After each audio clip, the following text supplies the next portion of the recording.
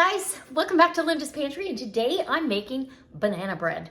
And this is not your grandmother's banana bread. This is a delicious recipe.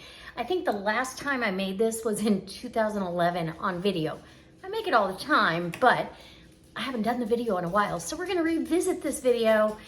That was a long time ago. That was when I started YouTube, and it was the first year I was doing YouTube. So this banana bread recipe is my absolute favorite. It has some different elements in it. I don't put nuts in mine.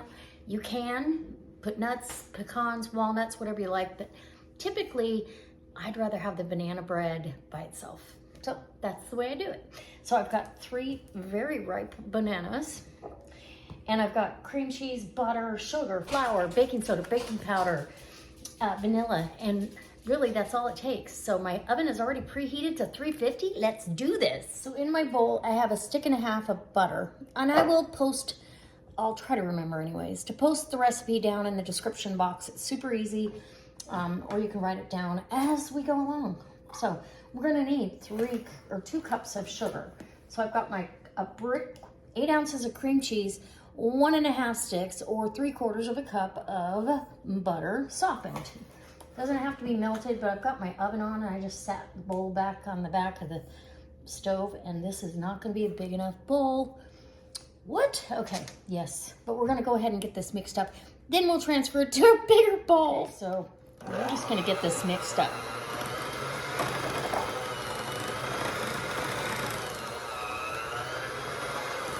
Takes a minute. This is the hardest part of the recipe, that and waiting until it's cooled down enough to get to try it.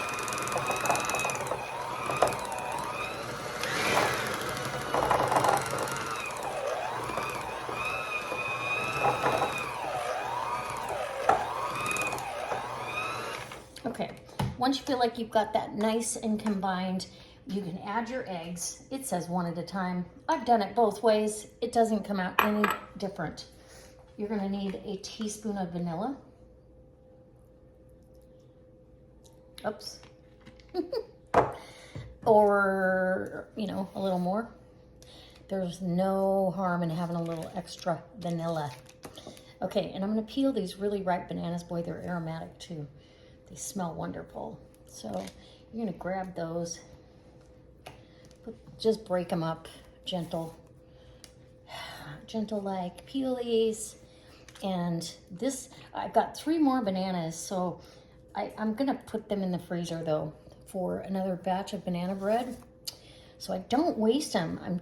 I hate throwing out food. If you hate throwing out bananas, let me know. You can freeze these on a cookie sheet in chunks or slices, however you want. Typically though, if you're gonna have a smoothie, you're gonna throw chunks into your blender. So I will freeze them in chunks on a cookie sheet on parchment. And once they're frozen, then you can put them in a bag and they'll stay separate. You can do them in individual, what you would use for a smoothie. Super easy. Okay, let's get this beat up.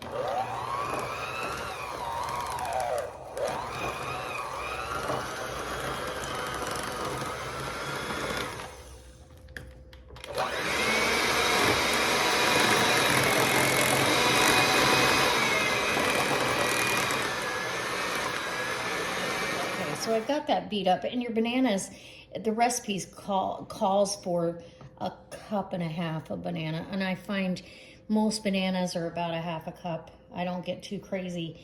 If I'm up a slice or down a slice, it's not gonna change the recipe enough. And you're gonna have little pieces of banana. I don't go too crazy.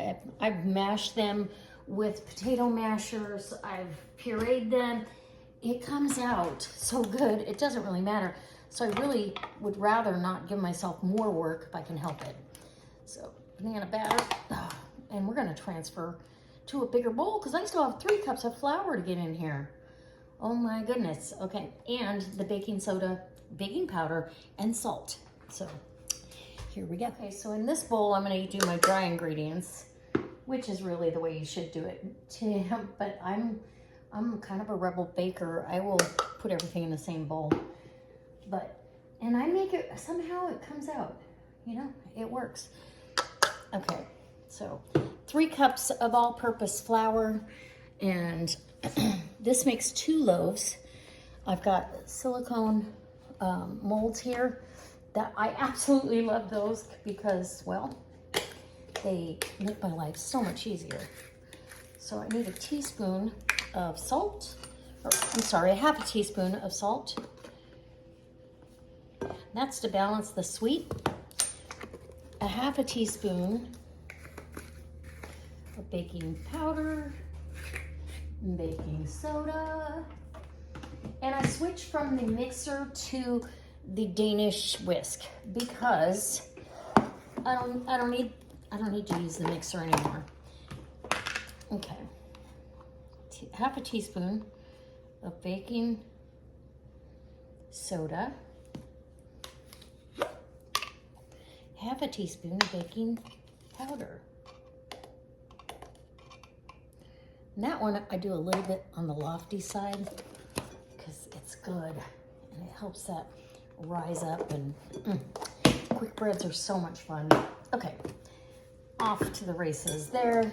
I'm trying to give this a little bit of a stir around. And in goes my, oh my gosh, I'm so excited about this. I haven't made this in a couple of years, so it's very exciting. I haven't had a reason to, but I just started buying bananas again.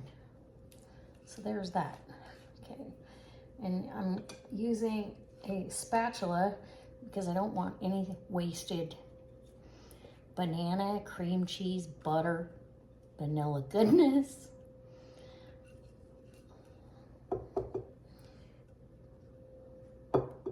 Don't eat the batter, whatever you do. Don't taste it. Oh my gosh. Okay. There we go. Don't want to waste anything. Okay, now we're going to get in there with the whisk. I'll just get the excess off this spatula. And anytime I'm doing a batter like this, I get that Danish whisk out. It does such a good job, and I don't mind if there's little pieces of banana in here. You want that flavor, and it comes together wonderful. Okay. And off we are to the races, and we're gonna fill those pans about halfway full, and then we're gonna make a lemon icing to go with this. So I'm gonna get fresh squeeze some lemons and zest them. I've got some lemons I need to use anyway, so it's perfect timing. The lemon brightens the banana, believe it or not. Okay, we are done mixing the batter. And let me just tell you, I want a bite. Okay, over, here we go. I'm not sure if I can do this right-handed. I don't think I can. It's gonna be difficult, but you'll see. Okay, I'm gonna have to do it my left-handed way here because otherwise I'm gonna make a big mess. Yeah, that needs more in there. So I'm gonna get rid of the whisk here and fill these.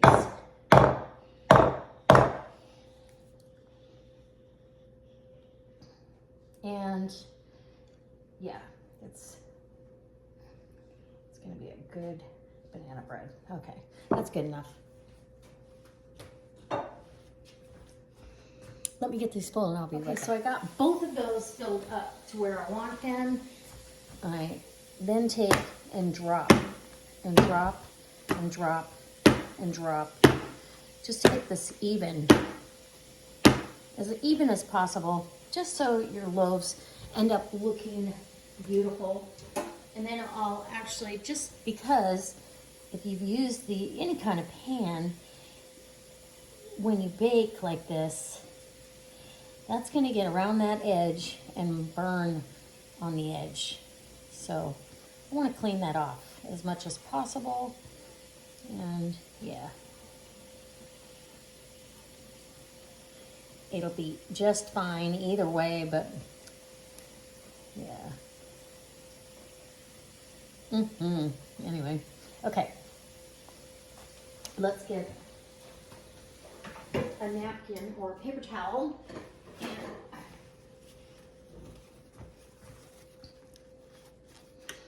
wipe that off.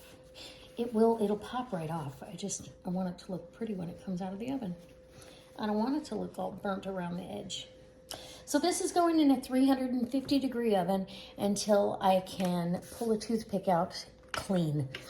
And it's usually, I want to say, let's see if I've got, it's usually about 45 minutes that I check it, but every oven is going to be a little different. So check your oven and we'll be back. Okay, so that's a lot of lemon juice. That's awesome. So 3 tablespoons, give or take. And I don't mind pulp in there.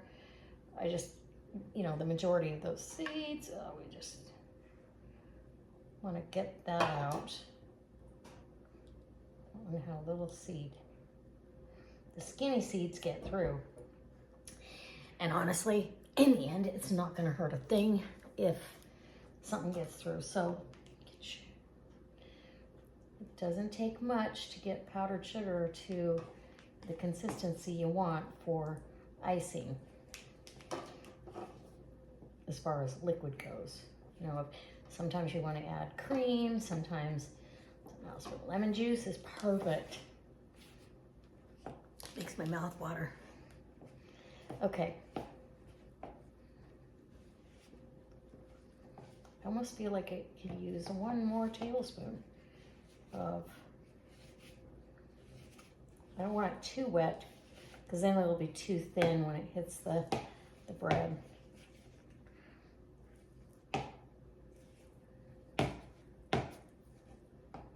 Yeah, I think that's perfect. So you're gonna get this like a thick icing, okay?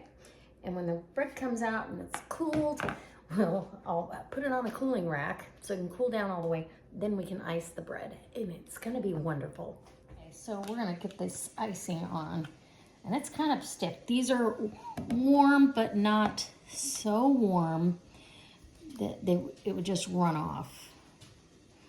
And you can see the odd shape on this loaf. It's okay. It's gonna eat just like the other one.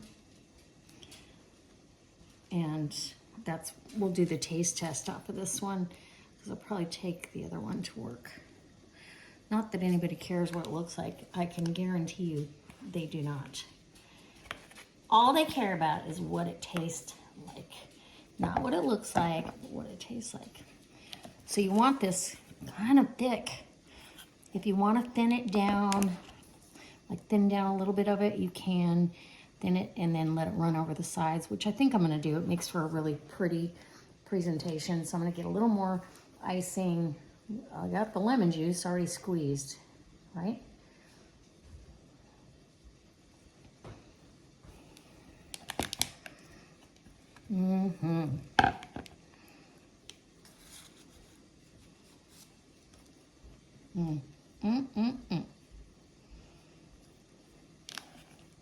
Okay, I'm gonna mix up a little bit more so it can drip down over the sides.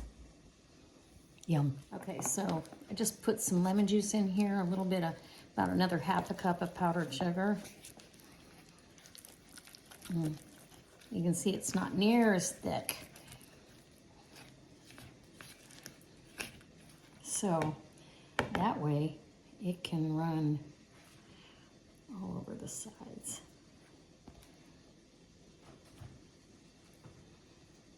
And I put parchment on the countertop underneath, so if it drips, it's okay. And countertops were made to be cleaned anyway, so. it's all good, right? Now, I think the other side of that other loaf is already dripped down over the sides. Ooh, it did. Yum.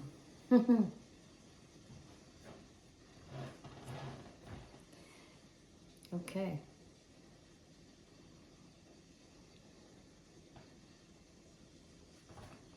All right.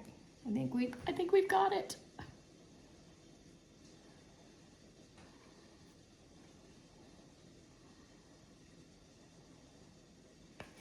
Okay.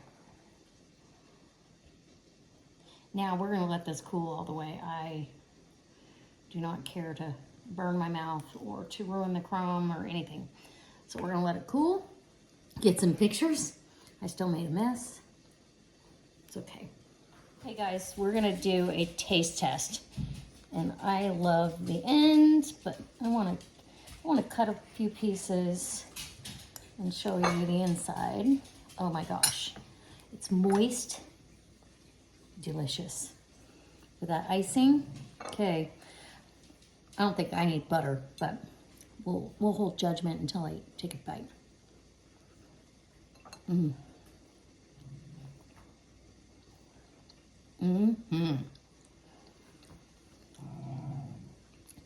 The only thing that could make it better would be butter. I'm just saying. So I'm gonna cut another piece here. It's nice and warm.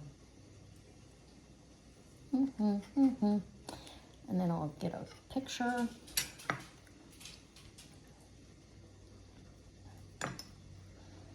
There we go. I'll get a picture and I'll bring it back when I make the next recipe. Guys, I hope you enjoy this. I hope you try it. It's absolutely delicious. So I hope you enjoyed the video today, and if you did, I hope you give me a thumbs up and you'll consider subscribing.